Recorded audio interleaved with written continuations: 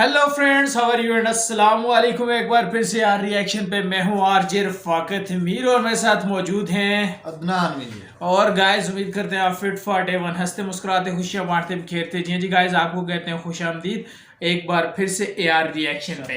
So guys, आज हम जिस वीडियो पे करने वाले हैं रिएक्शन वो बहुत ही मज़े का है और जिसकी हम वीडियो उठा रहे हैं जिस बंदे की, ठीक है ना, उसने बड़ा ही अच्छा सा टॉपिक एक चूज़ किया है। एक ऐसा टॉपिक है जो मतलब कि हर कंट्री के पीपल्स की थिंकिंग होती है कि यार जो जो लोग उस कंट्रीज के साथ चल रहे हैं, उस कंट्री के साथ चल रही हैं जो कंट्रीज, उनकी क्या थिंकिंग है उस कंट्री के बारे में। हर मुल्क जो कंट्री होता है ना वो ये सोचता है कि दूसरे मुल्क मेरे बारे में क्या क्या सोचता है या क्या राय या रखता है। उनके साथ तलकार करें, यानी व्हाट थिंक अबाउट नदर कंट्री इंडिया कह सकते हैं। बिल्कुल ऐसे ही है। ये कह सकते हैं कि और ममालिक इंडिया के बारे में क्या सोचते। सो गाइस, इस पे हम करने वाले आज की वीडियो। लेकिन वीडियो स्टार्ट करने से पहले अगर अभी तक आपने हमारे चैनल को सब्सक्राइब नहीं किया तो हमारे चैनल को सब्सक्राइब कर दें, वीडियो को लाइक करें, शेयर करें, कमेंट्स करके बताएं कि आपको हमारी वीडियो कैसी लग रही है और साथ ही साथ बेल आइकन के बटन को प्रेस कर दें ताकि हमारी हर आने वाली नई वीडियो आपको बआसानी मिल सके। सो गाइस, करते हैं video start. Let's started now. आज इंडिया और चाइना जो एक दूसरे के कट्टर दुश्मन है, वो करीबन 2000 साल पहले एक दूसरे के सबसे बड़े ट्रेडिंग पार्टनर्स थे। ये ताजुब की बात तो है। ताजुब की बात है, आखिर ऐसा बिल्कुल। क्या हुआ कि इतने जूने पुराने रिश्तों में अचानक से ऐसी दरार बढ़ गई? पर इसका मतलब ये नहीं कि इंडिया के आज के तारीख में कोई एलाय नहीं है, क्योंकि 2019 पुलवामा के दौरान इंडिया के खास दोस्त इजराइल ने टेररिज्म से लड़ने के लिए इंडिया को मदद करने का वादा किया। और इंडिया के खास दोस्तों में से एक वो भी आता है जो पूरी दुनिया से कटा रहता है।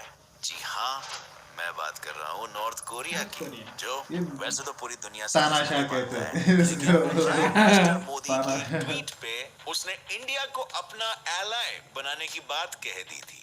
पर क्या वाकई में अपने दुश्मन चाइना का जिगरी नॉर्थ कोरिया इंडिया का दोस्त बन सकता है? और क्या असल में कोई भी देश इंडिया का दोस्त है, या वो सब बस दोस्ती की आड़ में फायदा निकाल रहे हैं? बहुत अच्छी थी। हाई पता चलेगा। What do other countries Think about India? जो चाइना खुद को इंडिया से बड़ा मानता है, उसने 1938 में वर्ल्ड वॉर के नुकसान से जूझते हुए इंडिया से ही मदद की गुहार लगाई थी। तब इंडियन लीडर्स ने ऑल इंडिया चाइना डे घोषित कर दिया था। और जब पूरे इंडिया में एक आना यूज करते थे, उस वक्त इंडिया ने चाइना को पूरे 22,000 रुपए का फंड दिया था और साथ ही एक एम्बुलेंस और 5 डॉक्टर्स की टीम को चाइना भेजा था, जिसने उनके 2000 साल पुराने रिश्ते को उतना ही मजबूत रखा। अब आप सोच रहे होंगे कि 2000 साल पुराना रिश्ता कैसा रिश्ता? तभी ट्रेडिंग का सबसे बड़ा और मशहूर सिल्क रूट इंडिया और चाइना से होकर ही गुजरता था, जिस वजह से दोनों देशों का आपस में काफी ट्रेड होता था। और इसी रिश्ते को बरकरार रखते हुए 2004 में इंडिया चाइना ने 7,000 करोड़ का ट्रेड कर खुद का ही बेंचमार्क तोड़ दिया था, जिसके बाद इस प्रॉफिट को और बढ़ाने 2005 में उन्होंने strategic and cooperative partnership for peace and prosperity sign किया था।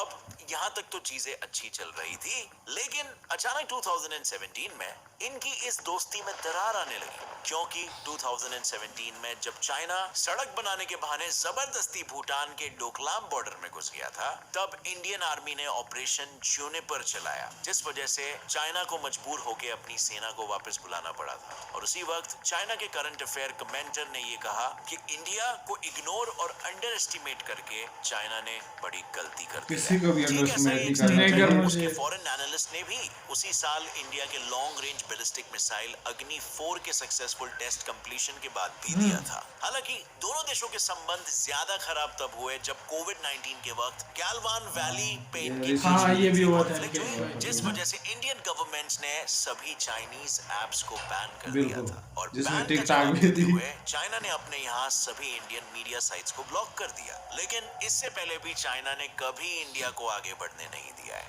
क्योंकि ऐसा हो गया तो उससे दो चीजों का नुकसान होगा। पहला, उसका वर्ल्ड्स मैन्युफैक्चरिंग हब का टाइटल छीन लिया जाएगा, क्योंकि उसके अनफेयर ट्रेड प्रैक्टिसेस की वजह से अब एप्पल, सैमसंग और टेस्ला जैसी बड़ी-बड़ी कंपनियां एक-एक करके इंडिया में शिफ्ट होने लगी है। दूसरा कि Indian economy fastest growing economies में से एक है और FICCI एस्टिमेशन के हिसाब से फिस्कल ईयर 2021-2022 में इंडिया की GDP 9.1% पे ग्रो होगी, जो कुछ ही सालों में कभी भी चाइना को पीछे छोड़ सकता है, जिसका बदला वो अपने वीटो पावर का इस्तेमाल कर, यानी जब जब इंडिया यूएन का परमानेंट मेंबर बनने की कोशिश करता है तब चाइना हरदम उसके अगेंस्ट करता है, और साथ ही वो हमेशा बॉर्डर पे कॉन्फ्लिक्ट शुरू रखता है ताकि इंडिया उलझा रहे और उसकी ग्रोथ ना हो। अब friends, do you know this is the moment I have been waiting for. 2020 फिर से शुरू होगा और मेन गेम्स खेले जाएंगे India versus New Zealand, Bangladesh versus Pakistan और श्रीलंका वर्सेस वेस्ट इंडीज के बीच में। आईसीसी मेंस टी20 वर्ल्ड कप तो ऑलरेडी खत्म हो चुका है और द चैंपियन इज ऑस्ट्रेलिया। और अगर आप फुटबॉल में इंटरेस्टेड हो तो बहुत सारे इंटरेस्टिंग इवेंट्स है फुटबॉल में जिन्हें आप एंजॉय कर सकते हो, और आपकी फेवरेट टीम जीतने पर आप रियल कैश भी जीत सकते हो। 1x bookmaker the most reliable bookmaker app है, जहां पर आप मैच प्रेडिक्शंस कर सकते हो और अपनी बुकिंग्स पर कैश जीत सकते हो। यहाँ पर आप मैच के रिजल्ट्स भी देख सकते हो रियल टाइम में, गेम्स खेल सकते हो ऑनलाइन, और यहाँ के विन्स काफी बड़े अमाउंट में होते हैं। मेरे सब्सक्राइबर्स में से जो भी रजिस्टर करेगा उसे $100 मिलेंगे फर्स्ट डिपॉजिट पर, और आप जितना भी पैसा जीतोगे आप उसे विड्रॉ कर सकते हो थ्रू पेटीएम, बैंक अकाउंट और एनी अदर मेथड। काफी इंटरेस्टिंग एप्लीकेशन है, और अगर आप भी स्पोर्ट्स फैनाटिक हो तो आप भी ट्राई कर सकते हो। अगर आपको क्रिकेट या फुटबॉल पसंद है तो बुकिंग सिर्फ 1x bet पर ही करो। Find the link and promo code in the description and show that you are a true sports fan. Number 2, UK, जहां कभी अंग्रेज अत्याचार करके इंडिया से पैसे चुरा कर ले जाया करते थे, वहीं आज की तारीख में यानी 2019 में सिर्फ इंडियन कंपनीज ने ही यूके को 4 लाख करोड़ का प्रॉफिट करके दिया है, जिसके कारण यूके की इकोनॉमी को काफी बूस्ट मिली है, और आज इंडिया यूके का दूसरा सबसे बड़ा फॉरेन इन्वेस्टर है। इस रिश्ते को और मजबूत बनाने के लिए तो पीएम मोदी खुद यूके गए थे, लेकिन कितना भी हो जाए हम इतिहास को पूरी तरह से मिटा थोड़ी ना सकते हैं, और इसीलिए तो आज इतने अच्छे संबंध होने के बावजूद भी इंडिया की ग्रोथ यूके की आंख का कांटा बनी हुई है, क्योंकि 2019 में नॉमिनल जीडीपी के मामले में इंडिया की इकोनॉमी फ्रांस और यूके को पीछे छोड़ 5th लार्जेस्ट इकोनॉमी बन चुकी थी। सिर्फ यही नहीं बल्कि यूके की लेबर पार्टी हरदम इंडियन मैटर्स में पड़ते रहती है और इंडिया को क्रिटिसाइज करती रहती है, जबकि दुनिया के सामने वो इंडिया की काफी तारीफ करेगी। जो दोगलापन यही दर्शाता है कि यूके के खाने के दांत कुछ और दिखाने के दांत कुछ और है। पर यूके के दोगले स्वभाव का कारण है उसका सुपीरियॉरिटी कॉम्प्लेक्स,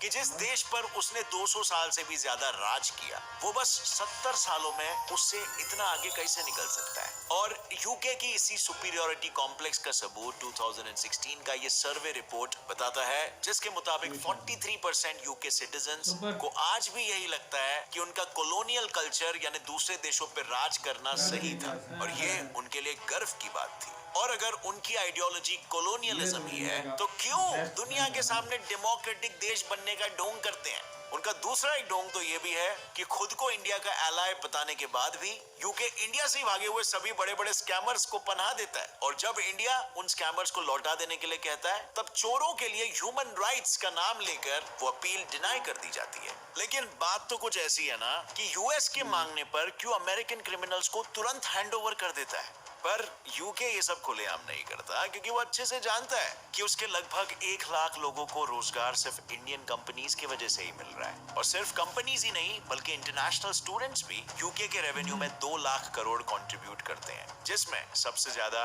इंडियंस ही होते हैं। और ऐसे में यूके दोगलापन दिखाने के अलावा और कुछ कर भी तो नहीं सकता। It's a game of national interest, right? Number 3, Israel. इस स्टेटमेंट ने खुद ही ये बयान कर दिया है कि इजराइल इंडिया के कितने करीब है, क्योंकि आमतौर पे जहां सारे वर्ल्ड लीडर्स न्यूट्रल रहना पसंद करते हैं, वहीं इजराइल के पीएम ने ही इंडिया को अपना खास दोस्त बताया, और साथ ही पुलवामा अटैक्स के बाद उन्होंने डंके की चोट पर इंडिया का साथ देने की बात की थी। वैसे तो आज इन दोनों देशों के बीच इकोनॉमिक, मिलिट्री और स्ट्रेटेजिक रिलेशनशिप काफी स्ट्रांग है, लेकिन इन दोनों के बीच के संबंध काफी पुराने हैं। दरअसल जब पूरी दुनिया में ज्यूज को पर्सिक्यूट किया जा रहा था, तब इंडिया ही एक ऐसा देश था जिसने इजराइल के ज्यूइश लोगों को पनाह दी थी, जिसके बाद इजराइल और इंडिया के बीच सिर्फ स्ट्रेटेजिक ही नहीं बल्कि एक एथनिक रिलेशनशिप भी फॉर्म हो गया था। और सिर्फ इजराइल ही नहीं, इंडिया भी उसे अपना खास दोस्त मानता है। तभी तो एक न्यूट्रल देश होने के बावजूद जब 2014 में इजराइल और हमास हमास के बीच टेंशन चल रही थी, तब सुषमा स्वराज ने कहा था कि इंडिया भले ही पैलेस्टीन को लेकर अपने पॉलिसीज चेंज ना करे,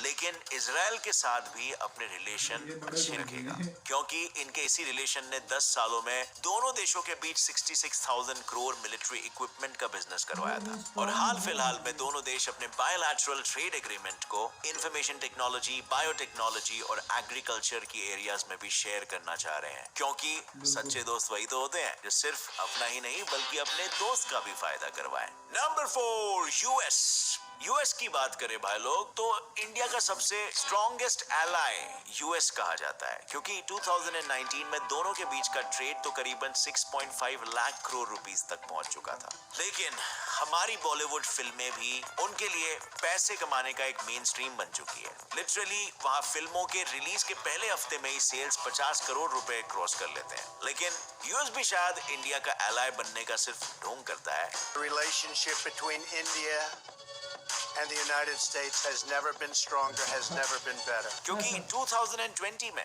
जब इंडिया में लोग कोविड से बुरी तरह से जूझ रहे थे, तब इंडिया खुद वैक्सीन तो बना ही रही थी, लेकिन जो रॉ मटेरियल्स यूएस से आ रहे थे उन्होंने उसका एक्सपोर्ट तक रोक दिया था। यूएस के एलाई बनने का ढोंग का दूसरा एग्जाम्पल है 1971 की इंडो पाकिस्तान जंग, जहां रशिया इंडिया को मिलिट्री और पॉलिटिकली सपोर्ट कर रहा था। वहीं यूएस ने उस वक्त के सबसे बड़े एयरक्राफ्ट कैरियर यूएसएस एंटरप्राइज को अपने टास्क फोर्स 74 के साथ बे ऑफ बंगाल में पाकिस्तान की मदद के लिए भेज दिया था, जिसमें 25 assault helicopters, 200 marine officers, 3 missiles और ये सब कुछ था। अगर करंट सिनेरियो भी देखे तो 2019-2020 तक यूएस ही पाकिस्तान का टॉप डोनर था। तो अब सवाल ये है कि इंडिया के खिलाफ इस डुअलिटी से यूएस का आखिर क्या फायदा होता है? वेल, उसका फायदा तो बिल्कुल ऑब्वियस है, पैसा। क्योंकि यूएस के कॉलेज और यूनिवर्सिटीज में एनरोल्ड इंडियन स्टूडेंट से हर साल यूएस की इकोनॉमी को 6 लाख करोड़ रुपयों का प्रॉफिट होता है। और उसका दूसरा फायदा है चाइना से जीत, क्योंकि यूएस ये अच्छे से जानता है कि फिलहाल उसे ग्लोबल लेवल पे कोई टक्कर दे सकता है तो वो चाइना है, और इसीलिए चाइना के खिलाफ वो इंडिया से हाथ मिला रहा है। दुश्मन का दुश्मन अपना दोस्त।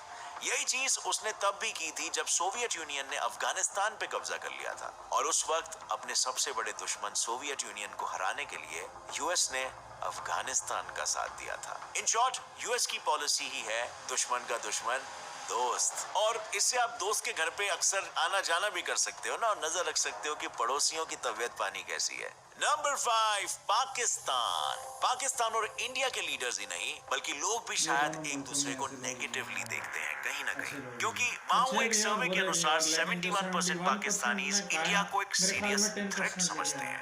भाई, थ्रेट किस बात का?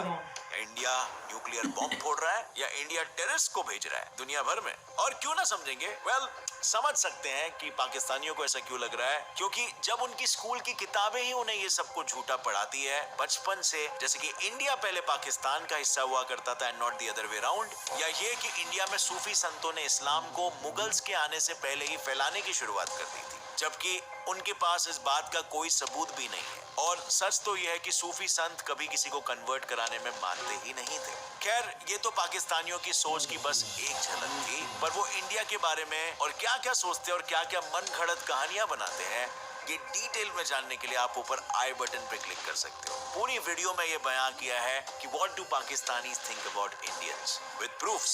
नंबर 6, नॉर्थ कोरिया के सुप्रीम लीडर के जन्मदिन पर मोदी जी ने विश करते हुए किम जोंग उन को अपना गुड फ्रेंड बताया, जिससे ये साबित होता है कि दोनों देशों के बीच काफी अच्छे संबंध है, और इसीलिए तो आज नॉर्थ कोरिया में इंडियन एम्बेसी है और इंडिया में नॉर्थ कोरियन एम्बेसी है। लेकिन हमारे और उनके रिश्ते सिर्फ यहीं तक सीमित नहीं है, क्योंकि चाइना के बाद नॉर्थ कोरिया का लीडिंग ट्रेड पार्टनर इंडिया ही है, जिसने 2013 में कंट्री के एक्सपोर्ट में 400 करोड़ रुपयों का कंट्रीब्यूशन किया था। यही नहीं, ट्यूबरक्यूलोसिस से निपटने के लिए WHO की रिक्वेस्ट पे इंडिया ने 7 करोड़ की एंटी ट्यूबरक्यूलोसिस मेडिसिन वहां पर भेजी थी। और शायद इंडिया के इसी भाईचारे को देखते हुए आमतौर पे चुप रहने वाले किम जोंग उन ने पीएम मोदी के ट्वीट को एक्नॉलेज भी किया और इंडिया को एलाई बनाने जैसी इंपॉर्टेंट बात भी की थी। लेकिन क्या नॉर्थ कोरिया पे इंडिया सही में भरोसा कर सकता है? वेल, नॉर्थ कोरिया का बेस्ट फ्रेंड चाइना है, इंडिया का सबसे बड़ा दुश्मन। So what do you think, can north Korea be trusted? और यही बात हमें ये सोचने पर मजबूर करती है कि क्या कोई कंट्री किसी दूसरी कंट्री को अपने फायदे के बिना कभी मदद भी कर सकती है कि नहीं? क्योंकि ऐसे तो यूएस भी कहने के लिए इंडिया का एलाय है, लेकिन उसकी करतूतें तो कुछ और ही बयां करती है। और ऐसे में क्या आपको नहीं लगता कि ये सभी कंट्रीज अपनी पॉलिटिकल जरूरतों के मुताबिक, अपने नेशनल इंटरेस्ट के मुताबिक इंडिया से अपना रिश्ता बनाती और बिगाड़ती है?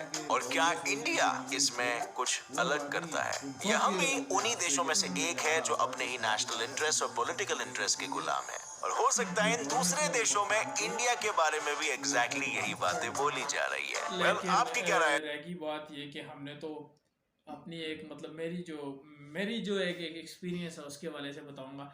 मैंने कई सारी ऐसी वीडियोस देखी हैं जिसमें पाकिस्तानियों को अनलाइक किया गया, नॉर्मल पीपल्स भी ज़्यादातर उसमें अनलाइक करते थे।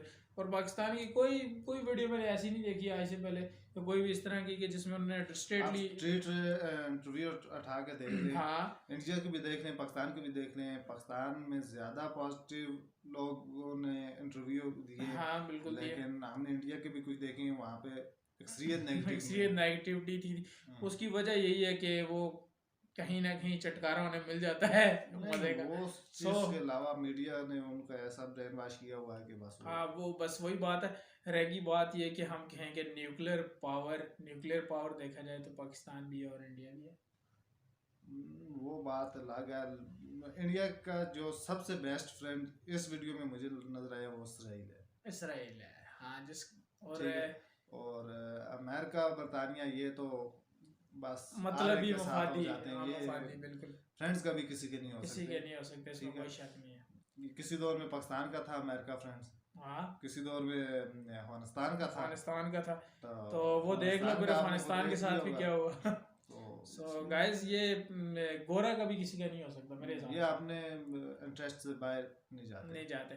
सो गाइस, वीडियो ये काफी लंबी वीडियो करते हैं खत्म। अगर अभी तक आपने हमारे चैनल को सब्सक्राइब नहीं किया तो हमारे चैनल को सब्सक्राइब कर दें, वीडियो को लाइक करें, शेयर करें, कमेंट्स करके बताएं कि आपको हमारी वीडियो कैसी लगी, और साथ साथ बेल आइकन के बटन को प्रेस कर दें ताकि हमारी हर आने वाली नई वीडियो आपको आसानी मिल सके। सो गाइस, करते हैं इजाजत, नेक्स्ट वीडियो में फिर मिलेंगे, तब तक के लिए दीजिए इजाजत। अल्लाह हाफिज, अस्सलाम वालेकुम, नमस्ते एंड सत श्री अकाल।